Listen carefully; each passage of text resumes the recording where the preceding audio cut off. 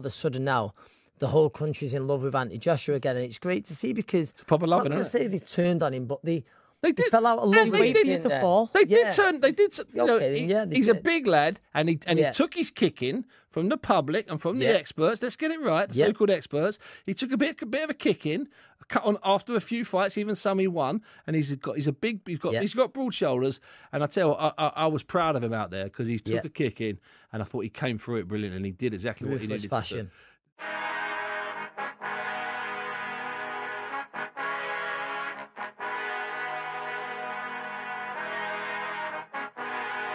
Francis Ngannou beat the WBC heavyweight champion of the world. I should be WBC heavyweight champion of the world. You know what I mean? I think he beat the WBC champion of the world. He's a great fighter, man. Honestly, he's a great fighter. He's done well. And he's a dreamer. He's a risk taker. Look at what he's done. Honestly, that story of his, I don't think it should be clouded by tonight. He's come a long way, and I still think he's got a long way to go. Half of these people thought that he was going to beat me. I know I can see all you lot. You lot all thought he was going to beat me. So I just do what I do my best. We got the job done, but I don't do it to prove anything. I just do it for myself.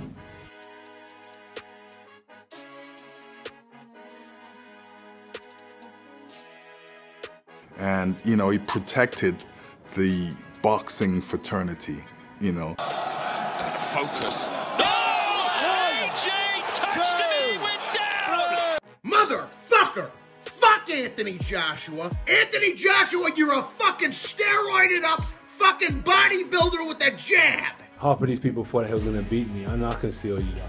You lot all thought he was going to beat me, so I just do what I do my best. Chisora, Dubois, and Joshua. They all have the same thing in common.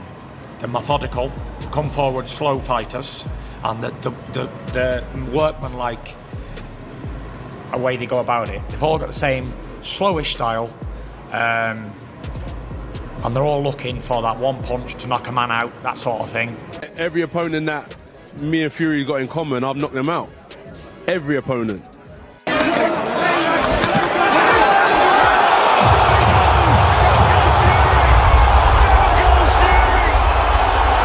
the fuck off my obstacle! Get the fuck off my obstacle! Are you motherfuck you? Motherfucker! Fuck Anthony Joshua! I just do what I do my best. We got the job done, but I don't do it to prove anything. I just do it for myself. I love boxing because there's always life lessons in it that you can relate to life. That's why I say boxing is life. It's the only sport that's closest to replicating what goes on in life. And in Anthony Joshua's instant, we have all had a moment like that. And if you haven't had one, it's on its way. We all will be put in that position. You know, I know what it's like to be counted out, especially by those that you admire and that you love. You know, it hurts.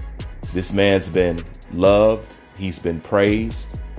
He's been put down. He's been clowned. He's been said he's been nothing. He said that he hasn't done anything in boxing. You know, everything up under the sun was said about Anthony Joshua.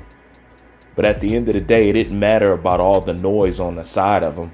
It matters about what he felt inside and what he felt he needed to do for himself.